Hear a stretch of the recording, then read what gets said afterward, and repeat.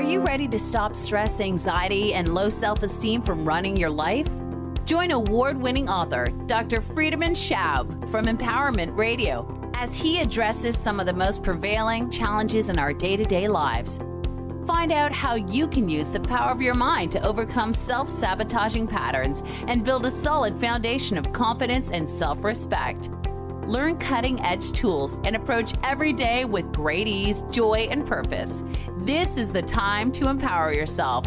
Now, here's your host, Dr. Friedemann Schaub. Welcome back to Empowerment Radio. Pet grief. The loss of your best friend is our topic today. And I'm talking with Judy Helm Wright, who is a pet grief coach. And before the break, we just talked about the void.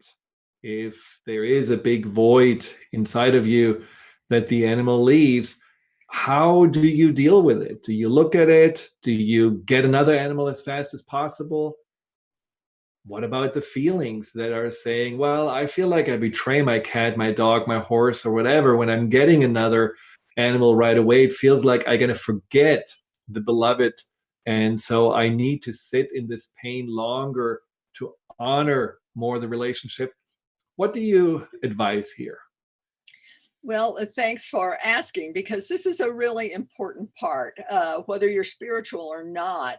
I ask clients to write the story of Sid, or write a letter to Sid, telling him how much he meant to your family, how much you enjoyed this, how funny it was the day that he buried a bone and then somebody tried to mow the lawn and he got all upset. That the little funny stories really witness what he meant to your life. And that, when I work with people, I'll say, tell me your story. Tell me the story of how you got the dog. Tell me the story of all these things. And I'm typing as I'm listening. And so then I send it to them and I say, fill in the blanks. But there's always these funny stories. There's always humorous things. There's always touching things. That written word stands as a witness to the love and companionship that you had. I had one client who simply could not go back to her apartment. She was a single woman, had her dog was everything. She worked from home. Her dog, unlike Focus, would sit on her lap, and so she couldn't go back. She was staying in hotels and with friends, and so we talked about writing out the story of her dog, and she could do that, and every day add new things, put pictures in, and I helped her build a tribute book to her dog. And then every day she would go into her apartment for 20 minutes, and then 40 minutes, and then an hour, so that eventually, and she said, well, what do I do with these toys, and what do I do with this? And I said, you keep them. And that doesn't mean that you necessarily give them to another dog when you get them, but you might. And I know the question came up was, how soon do I get another one? Right. I think your spirit, your whatever it is, will tell you when it's the right time. And I also think that we are drawn towards certain animals. There are some animals, if you were to go to the rescue place right now, there are some cats that you think, yeah, and there's some cats that you think, okay, you're going home with me. There's some sort of a connection. Whether some people think it's a spiritual one or not, there's some sort of connection with a certain animal. And you just bond. And so you'll know when it's time to get another one. But that concern that you betray the one that just left, is this really something that we have to even consider? This is a form of emotional abandonment. I should still sit in this grief for at least 6 months because my beloved animal deserves it. Or are we actually tormenting ourselves? Let's say you feel like after a week, I just miss this, little creature in the house. I want to go and find another animal, but then there comes the guilt.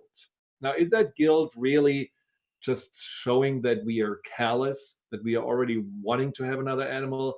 Or is it just also okay for us to accept that we have, again, as you said, closed that one chapter and we are ready to open another chapter? And it doesn't mean that we are forgetting the old chapter. We are just ready to write a new one. What would you say to people? Are they callous when they want to have a new animal right away, or is it just their way of processing?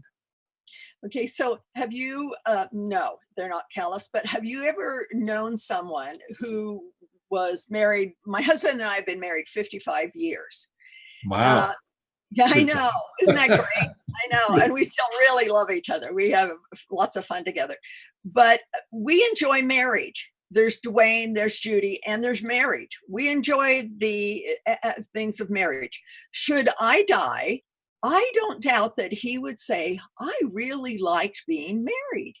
That was a good relationship. And he would find someone else, not to replace me, but to, that institution of marriage. The same thing with animals. You love having an animal. That doesn't mean that you're betraying that one. But I have to tell you that writing out their story is very powerful. It's very, very powerful. It's in that writing, you're saying, I'll never forget you. I'm immortalizing you right here. I'll never forget this. So even if I have another companion, because I like animals in my house, I'm comfortable with a dog. That it's fun for me to have a dog to walk with. So it's much like the institution of marriage.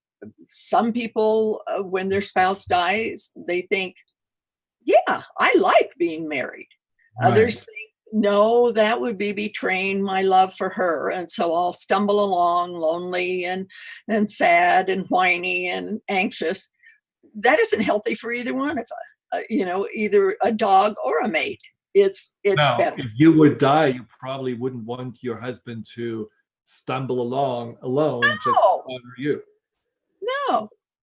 Okay. I would want him to find someone that could go dancing with him, could do the same things that we did, the things that he enjoyed as a couple.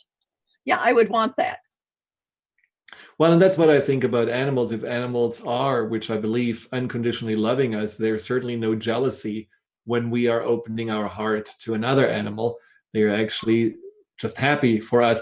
But, again, for all of those of you that don't really have any spiritual beliefs or inclinations, just go to the refrigerator and get a glass of milk.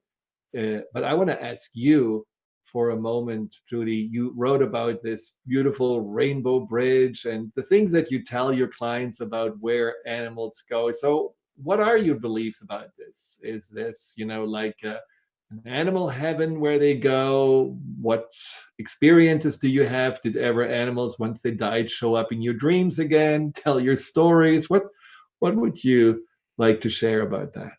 Well, it's interesting because some people say death or passing on or whatever. And I always consider it, because I do believe that maybe it's parallel lives. I don't know. I do believe that there is an afterlife. And I have had proof of that because I have seen unseen things. But I always say they're off on their next great adventure.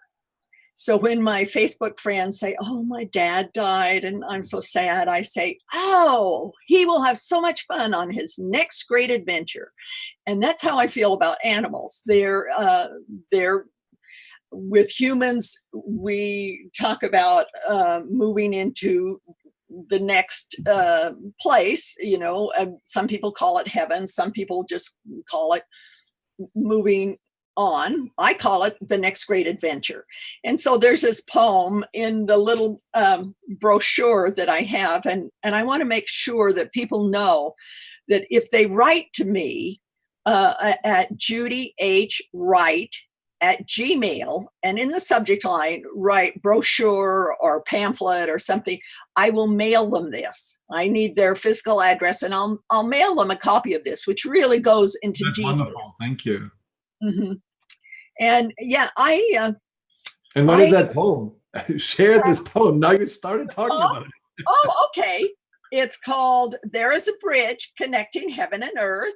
It's called the Rainbow Bridge because of its many colors. Just this side of the Rainbow Bridge is a land of meadows, hills, and valleys, all of it covered with lush green grass. When a beloved pet dies, the pet goes to this lovely land. There's always food and water and warm spring weather. There, the old and frail animals are young again. Those who are maimed are made whole once more. They play all day with each other, content and comfortable. There's only one thing missing: you. They are not with that special person who loved them on earth. So each day they run and play until the day comes when one suddenly stops and looks up. Then the nose twitches, the ears are up, the eyes are staring. You have been seen. And the one suddenly runs from the group. You take him or her in your arms and embrace.